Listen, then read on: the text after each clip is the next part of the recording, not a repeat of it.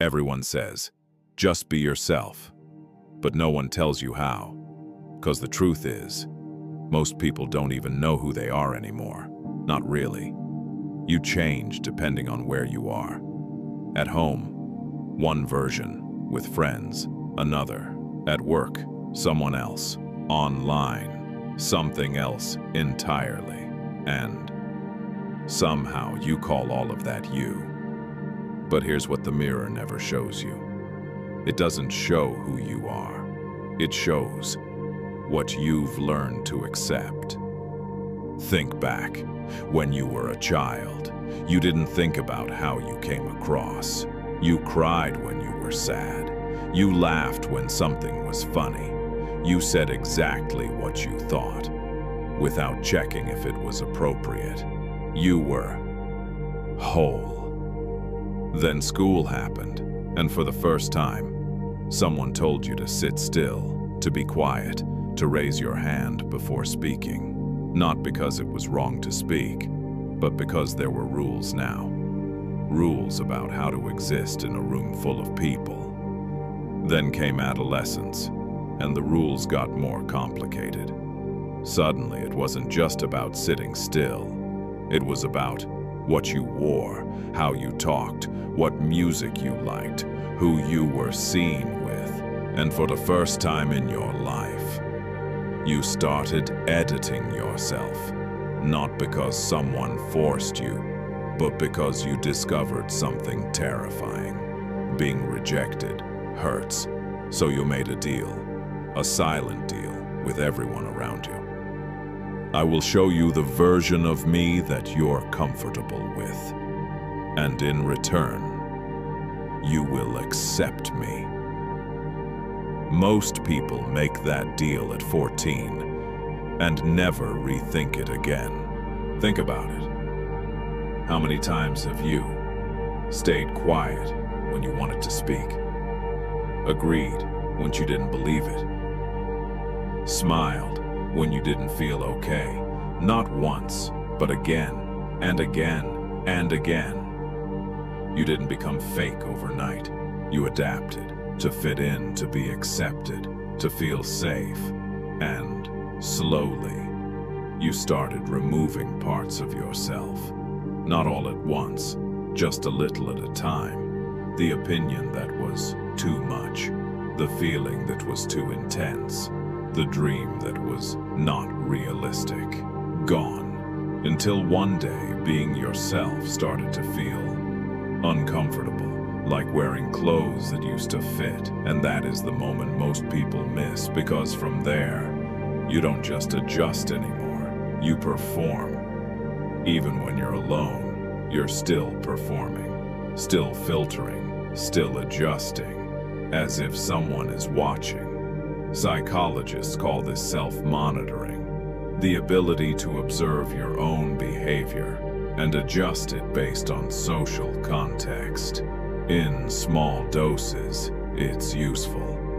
But when it becomes your default mode, when you can no longer tell the difference between who you are and who you're performing to be, that's not social intelligence. That's a prison with invisible walls.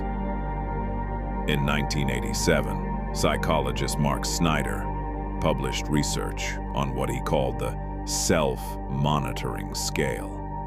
He discovered something remarkable. High self-monitors, people who constantly adjust their behavior to fit their environment, were often seen as more charming, more successful, more likable, but internally, they reported feeling the least connected to themselves. Because here's the paradox. The better you become at being who everyone else needs you to be, the harder it becomes to remember who you actually are. And over time, something strange happens. The mask stops feeling like a mask. It starts feeling like your face. Carl Jung called this the persona, the social face we show the world. He said every person develops one. It's not a flaw, it's a survival mechanism. But Jung also warned, The greatest tragedy of the human psyche is when a man becomes nothing more than his persona. When the role you play for others becomes the only role you know how to play, even for yourself.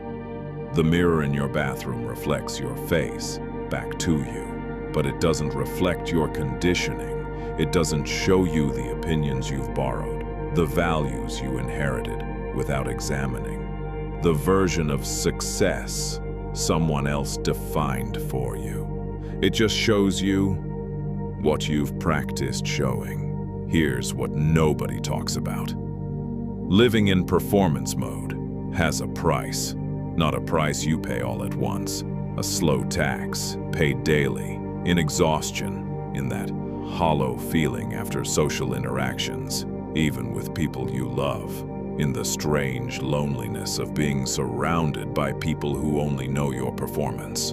And the cruelest part, the more convincing your performance becomes, the more isolated you feel. Because now, you're not just hiding from others, you're hiding from yourself. You've forgotten which thoughts are yours, which fears are real, which desires actually belong to you, and which ones were handed to you by someone else's expectations. And that question, the one nobody wants to sit with, starts whispering at 3 a.m. Who am I when no one is watching? So what do? You can't just be yourself. That advice is useless if you don't know who that is anymore. But here's what you can do. You start paying attention to what feels like relief instead of what feels like approval. Those are different things. Approval feels like a rush, validation from outside, temporary. Relief feels like exhaling, like putting something heavy down, like saying something true and not checking how it landed.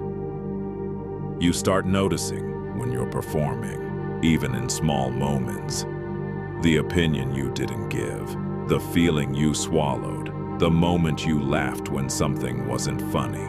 Not to judge yourself, but to see yourself clearly, maybe for the first time. Because the mirror, it can only show you what you present to it, but awareness shows you what's been there all along, underneath the performance, underneath the persona, underneath every version of you you've shown to every room you've ever walked into.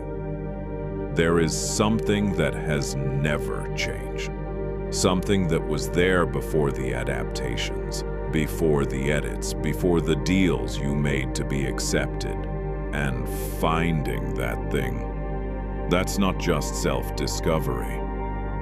That's the most important work a human being can do. So let me ask you something, and I want you to sit with this.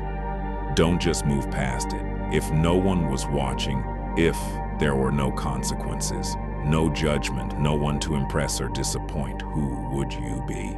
What would you say? What would you stop doing? What would you finally start? That answer is the most honest thing about you. If this hit differently, there's a reason. And if you want to go deeper, the next one might change how you look at mirrors forever.